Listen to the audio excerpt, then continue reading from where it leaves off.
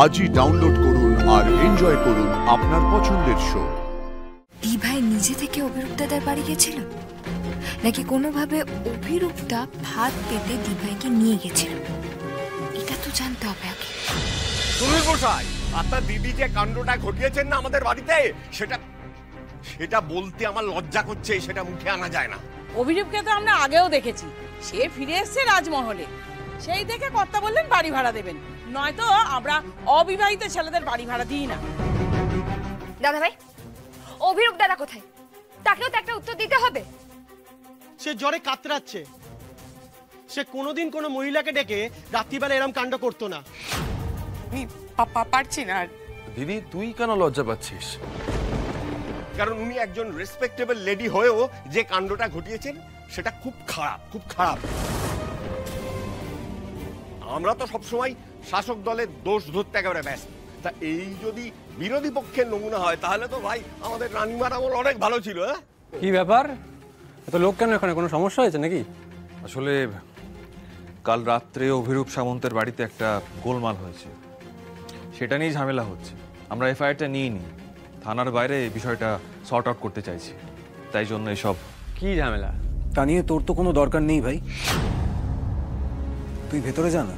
কিন্তু দাদা, গোটা বাড়িটা তো আমারও, তাই না? আর এই রাজমহলের দায়িত্ব তো একা ফুলকির নয়, তাই না? এতদিন ধরে সবাই কোনো সমস্যা হলে আমার মায়ের কাছে আসতো, আর আমি আমার মায়ের সঙ্গে থাকতাম। কি তাহলে আজকে কেন? আচ্ছা আচ্ছা, আপনাদের কি সমস্যা আপনারা আমাকে বলুন। দাদা, কাল রাত্রিবেলা অভিরূপদার ঘরে আমরা এমএলএ লাবণ্য সান্যালকে দেখেছি, আর আমরা ভিডিও করে রেখেছি। কাকিমা, একটু দাও তো ফোনটা। দেখো দেখো দাদা, কারোর অনুমতি না নিয়ে ভিডিও কেন তোলা হয়েছে জানেন না? এটা বেআইনি। তোমার দিভাইও কাজটা খুব একটা আইনসম্মত করেনি। আমার দিভাই নামে যদি আর একটা বাজে কথা বলেছো ছোট কুমার, তাহলে খুব খারাপ হয়ে যাবে। আমি নিজেকে সামলাতে পারবো না। সোজা গিয়ে তোমার মুখে একটা ঘুষি মারবো, তোমার মুখটা একেবারে ভেঙে দেবো। লাবু, কি হয়েছে? কি হয়েছে লাবু? এখানে এত লোকজন কেন? আর তুই হঠাৎ রাজমহলে কখন চলে এলি?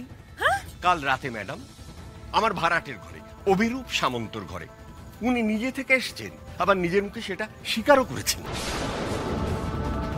তাতে কি এমন মহাভারত অশুদ্ধ হয়েছে? আমাদের প্রত্যেকের তো নিজের ইচ্ছে মতো যেখানে খুশি যাওয়ার অধিকার আছে। বাহ বাহ বাহ বাহ বাহ, চমৎকার কথা। আপনারা ঠিক কি করতে চাইছেন এখন?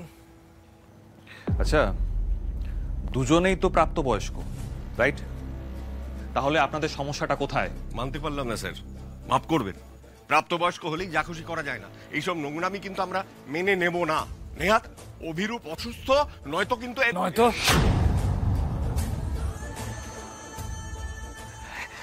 নয়তো কি মেশমশাই? না হলে আপনারা লাবণ্য দেবীর সাথে কি করবেন? হাতে গলা কাটবেন? চাপ বাবা। ওমা, অভিরূপ, তোমার জন্যই তো আমরা এত লড়াই করে চলেছি, আর তুমি এখন এমন সুরে কথা বলছো।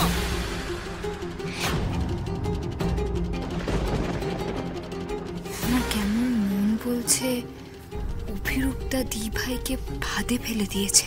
দিভাই নিজে থেকে অভিরূপ দাদার বাড়ি গেছিল, নাকি কোনোভাবে অভিরূপদা ভাত পেতে দিভাইকে নিয়ে গেছিল? এটা তো জানতে হবে আগে।